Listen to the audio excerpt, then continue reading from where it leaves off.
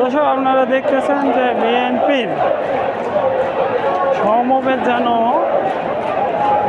16 কোটি মানুষের সমাবেশ 18 কোটি মানুষের সমাবেশে পরিণত হয়েছে, যেখানে সর্বস্তরের নেতাকর্মীদের উপস্থিতি, সব বয়সের নেতাকর্মীরা এবং সব ধর্মের নেতাকর্মীরা এই সমাবেশ বা র্যালিতে উপস্থিত হয়েছে। নয়াপল্টন বিএনপির কেন্দ্রীয় কার্যালয়। এই র্যালিটি শুরু হবে বিকাল 4টায়।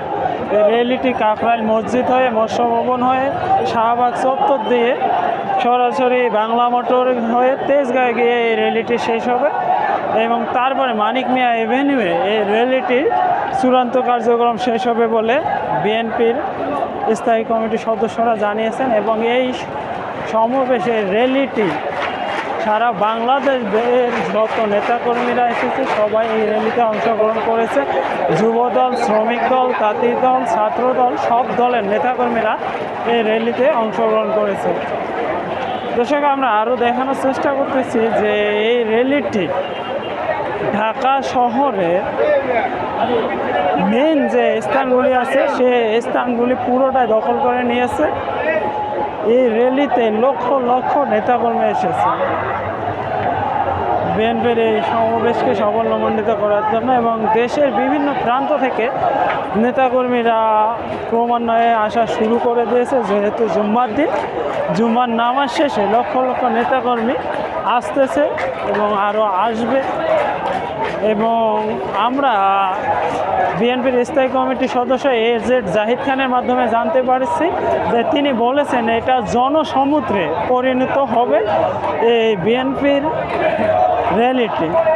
তো তারই আমরা কিছু লক্ষণ দেখতে পাচ্ছি যে তিনি বলেছিলেন যে জনসমুদ্রে পরিণত হবে, তার লক্ষণ বা তার প্রতিফলন আমরা দেখতে পাচ্ছি এই বিএনপির সমাবেশ থেকে।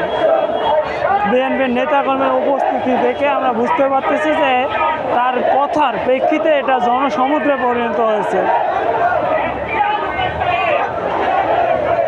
এদিক দিয়ে যায়, এদিক দিয়ে যায়।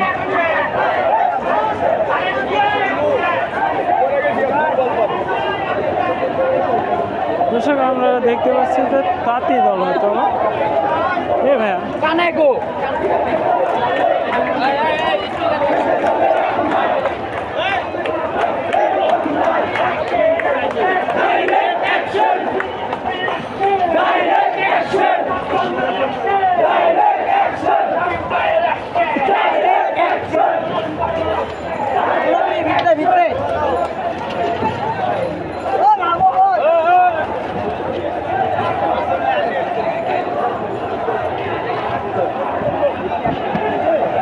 আপনারা দেখতে পাচ্ছেন যে ঢাকা শহরে চিপা চাপা অলিগলি সব জায়গাতে নেতাকর্মীর ধর্মঘটা